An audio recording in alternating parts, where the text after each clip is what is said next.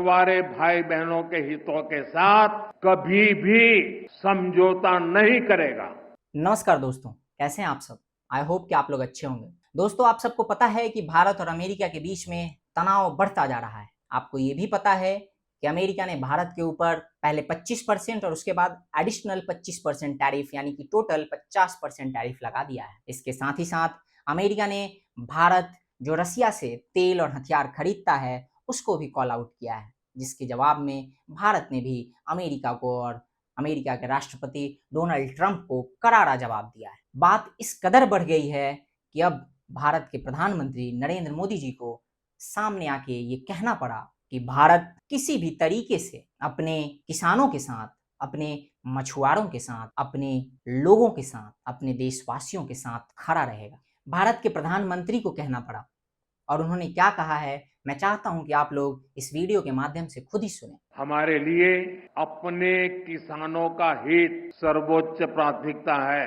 उन्होंने साफ शब्दों में ये स्पष्ट कर दिया है कि भारत झुकने वाला नहीं है। तो ये जो अमेरिका की हेजेमनी है और अमेरिका जो खुद को सुपर पावर समझता है, ये डिबेटेबल है। बावजूद इसके एक जो समय था कि अमेरिका पूरी दुनिया में किसी को कुछ कहता था और वो अमेरिका की बात मान लेता था, दरअसल वो भारत के साथ नहीं चलेगा, क्योंकि भारत हमेशा अपने हित और अपने लोगों के हित की बात करेगा और उसके लिए अगर उसे नुकसान भी उठाना पड़ेगा तो उसके लिए भी तैयार है। क्योंकि प्रधानमंत्री जी के शब्दों को अगर हम समझे, उनके द्वारा जो कुछ भी कहा गया है, तो उन्होंने कम शब्दों में बिल्कुल स्पष्ट तरीके से अमेरिका और अमेरिका के राष्ट्रपति डोनाल्ड ट्रंप को एक साफ और कड़ा संदेश दिया है। उन्होंने क्लियर कर दिया है कि भारत अपने लोगों के साथ और भारत के साथ खड़ा है। वो किसी भी तरीके के दबाव में आने वाला नहीं है।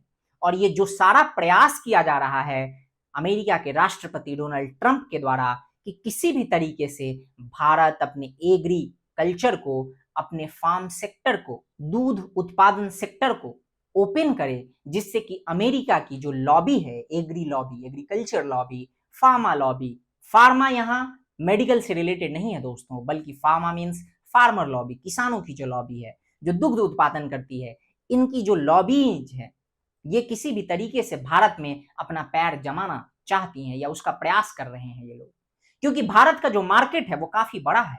भारत 140 करोड़ लोगों का देश है और एक ऐसा देश जो डेमोक्रेटिक है, जहां पे प्रधानमंत्री और राष्ट्राध्यक्ष चुन के आते हैं, लोग उन्हें अपनी मर्जी से चुनते हैं।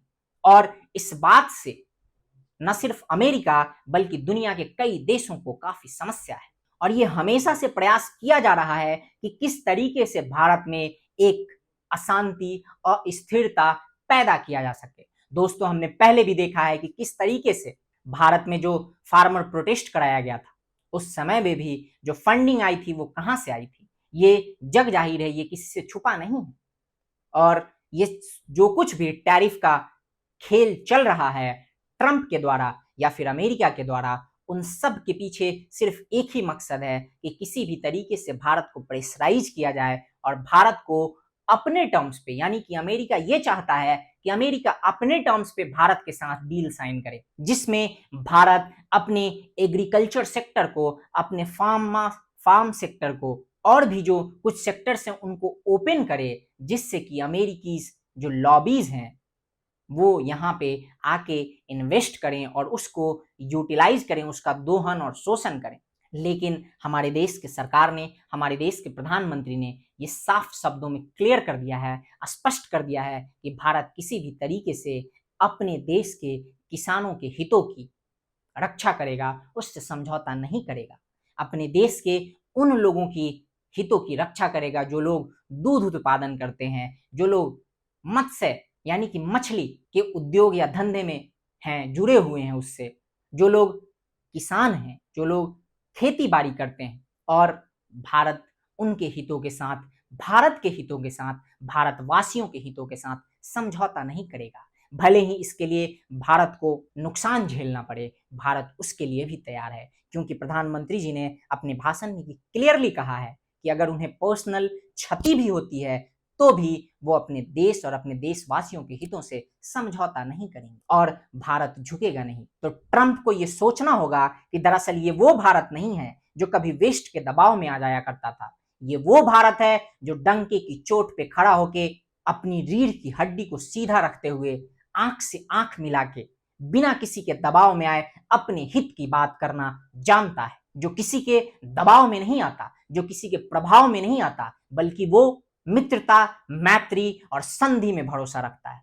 देखना होगा कि आखिर ये जो कुछ भी तनाव भारत और अमेरिका के बीच चल रहा है, ये कौन सा नया मोड़ लेता है और ये जियोपॉलिटिक्स, ग्लोबल पॉलिटिक्स को किस तरीके से इंपैक्ट करता है। क्योंकि इन सारे इंसिडेंट, इन सारे कंट्रोवर्सीज और सारे तनाव के बीच में खबरें आ रही हैं कि एक तरफ जहां हमारे देश के एनएसए अजीत डोभाल जी वो रसिया गए हुए हैं, वहीं 6 साल के बाद भारत के प्रधानमंत्री चाइना जाने वाले हैं। दरअसल ये गलवान वैली में जो तनाव हुआ था भारत और चाइना के बीच, उसके बाद से पहली बार ऐसा होगा कि भारत के प्रधानमंत्री इस महीने के अंत तक चाइना जा सकते हैं एससीओ समिट में हिस्सा लेने के लिए, और वहां पे उनकी मुलाकात चाइना के जिनपिंग और रसिया के पुतिन से भी होगी, जहां पे वो इन सारे इंसिडेंट्स का जिक्र भी कर सकते हैं। इससे इतर वो ब्रिक्स की भी बात करेंगे।